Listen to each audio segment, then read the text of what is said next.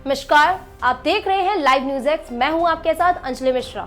विकास के बड़े बड़े दावों के बीच उन्नाव और फतेहपुर को जोड़ने वाला एक अहम पुल पिछले 8 वर्षों से टूटकर गंगा में समाया हुआ है, लेकिन सरकार और प्रशासन की अनदेखी ने इस इलाके को मानो नक्शे से ही काट दिया है।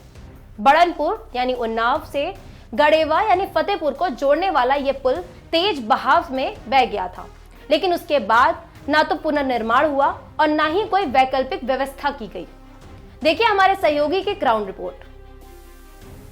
हम मौजूद हैं उन्नाव की एक ऐसी जगह पे जहां पर पुल तो बना, लेकिन 8 साल पहले वो बह गया। मेरे ठीक पीछे आप देखिए, ये पूरी तरीके से रास्ता है। ये उन्नाव और फतेहपुर का मुख्य मार्ग है। अगर इस पुल का निर्माण फिर से किया जाए और अच्छे से हो जाए तो शायद उन्नाव को फतेहपुर से जोड़ने में बहुत कम समय लगेगा और जो दूरी है वो बेहद कम हो जाएगी। हालांकि इस पुल के बह जाने से सरकार ने ध्यान नहीं दिया और न ही स्थानीय जो जनप्रतिनिधि हैं उनकी नज़रें इस पर इनायत हुई, और माजरा ये है कि हजारों लोग कनेक्टिविटी से दूर हैं। स्थानीय लोग, तमाम लोग यहाँ पर मौजूद हैं, उनसे भी बात करने का प्रयास करते हैं। कब से ये पुल टूटा हुआ है और आप लोग कितनी परेशानी उठा रहे हैं?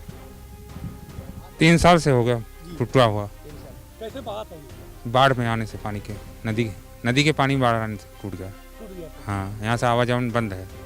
तो उस गांव पार पे कौन सा गांव है, कौन सा जनपद लगेगा? कानपुर। उस पार डोमनपुर कानपुर लगता है और ये करीब 7-8 साल से टूटा पड़ा है। उसके बाद ये जैसे बाढ़ आती है, पहले एक बार ईंटों का खंजा लगा दिया गया तो रास्ता बगल से बना दिया गया। इस बार पूरा बह गया, कुछ बचा ही नहीं। कोई आने जाने का रास्ता यहाँ पर बंद भी किया गया, तो उसको भी तोड़ के लोग आते हैं, जान जोखिम डाल के चढ़ते हैं। देखिए वहाँ सीढ़ी लगा के लोग चढ़ के उस पार जाने लगे हैं। कोई न कोई किसी न हादसा हो जाएगा, उसके बाद सब लोग जागेंगे। तो क्या स्थानीय जनप्रतिनिधि, विधायकों से, सांसद से कहा आप लोगों ने? नहीं, हमने नहीं किया, हम लोग दूर के हैं, लेकिन क्षेत्रीय लोगों ने कहा है, तभी ये खरंजा लगा था। क्षेत्रीय विधायक जी ने ये खरंजा लगवाया था, बगल से रास्ता दिया था। इस पुल की दुर्दशा से बहुत दिक्कतें आ रही है। कितनी दिक्कतें आ रही है लोगों को? ऐसा उन्नाव से और फतेहपुर का आवागमन ठप है। हम लोग गरेर के जाते हैं 13-14 किलोमीटर का दूर सफ़र करके, किसी तरीके गांव से बाहर जा पाते हैं। ये कई दफ़े बनाया गया, हर जगह टूट जाता है। ये रुक क्यों नहीं पा रहा है? ये इसलिए कि इसमें कोठी अन्य और बननी है, ये पीछे से मजबूत हो, तब यहाँ मिट्टी डाल देने से और खरंजा लगा देने से थोड़ी ठीक हो पाएगा। तो यहाँ सिर्फ खरंजा और मिट्टी डाल करके पैसा लूटपाट हो जाता है, काम खत्म हो जाता है। फिर अगली दफ़े नदी बाढ़ती, फिर वही हो जाता है। और भी लोग हैं, उनसे भी बात करते हैं। लगातार पुल ये क्यों गिर जा रहा है, क्या दिक्कतें आ रही हैं और कैसे आप लोग सीढ़ी लगा के यहाँ काम करने आते हैं? नहीं, यहाँ के जो स्थानीय लोग हैं, यहाँ कोई अपनी पर्सनल व्यवस्था कर लेते हैं। जब टूट गया पुल तो कोई दूसरा रास्ता नहीं बन पाता है, इसीलिए यहाँ पे और कम से कम नहीं तो 100 मीटर तक और ये पिलर का काम हो जाएगा तो ये हाँ, इसके लिए अभी बाढ़ में पूरा बह गया। अभी 2-3 साल से ऐसा ही लगातार चल रहा है। और भी चीज़ें हैं, मैं दिखाने का प्रयास करता हूँ। चाहूँगा कि कैमरामैन से उसकी सीढ़ी दिखाएं।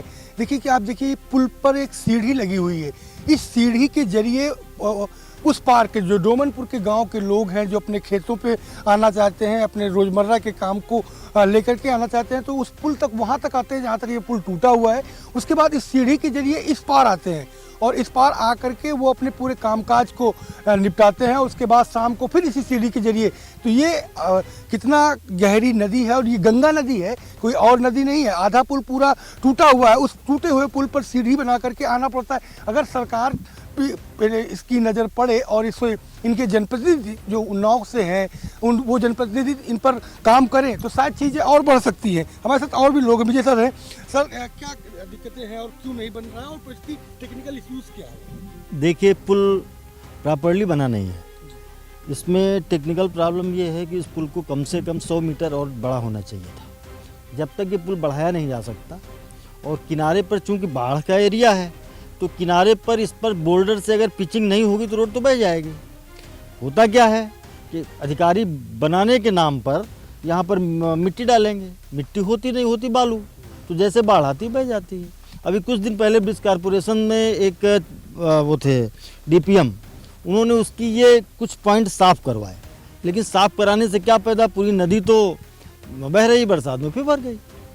तो गंगा जी की जो धारा है वो इस तरफ है, तो अगर आप पुल को नहीं बढ़ाओगे, केवल बालू डाल दोगे, तो बालू गंगा जी की धारा को नहीं रोक सकती।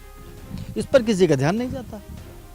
ये स्थिति है यहाँ की। ये बनी है मेरे ठीक बाएं हाथ पे, आप देखिए कि ये मुर्दा घर है जहाँ पर मुर्दा जलाने के लिए लोग आते हैं। इधर से कई गांव ऐसे हैं जहाँ से लोग सर पे रख करके, मतलब ये कहा जाए कि पैदल ही यहाँ तक पहुँचा जा सकता है। साधन आने का रास्ता पिछले 8 वर्षों से पूरी तरीके से बंद है, क्योंकि गंगा का किनारा है। तो ऐसे में गंगा के किनारे 100 हिंदू मैथोलॉजी में 100 का जो दहन है वो हरदम किया ही जाता है। और यही वजह है कि यहाँ पर हर प्रकार से जो किसान अपनी खेतों पे आना चाहता है उसे भी दिक्कतें का सामना करना पड़ता है। मजदूरी करने जो लोग आ रहे हैं उन्हें भी आने में आवागमन बेहद है ही नहीं, तो उसे में भी दिक्कतों का सामना करना ही पड़ता है। लेकिन साथ ही साथ जिस तरीके से लोग 100 को लेके आते हैं वो भी चिंताजनक ही नहीं, बेहद चिंताजनक हालात यहाँ के बने हुए हैं। अगर सरकार की नज़र पड़े तो शायद इस परेशानी को दूर किया जा सके। कैमरा पर्सन निखिल वाजपेयी के साथ Sanjay Chauhan, live news X, Unnao. Doctor R P. Singh द्वारा संचालित। यहाँ उपलब्ध है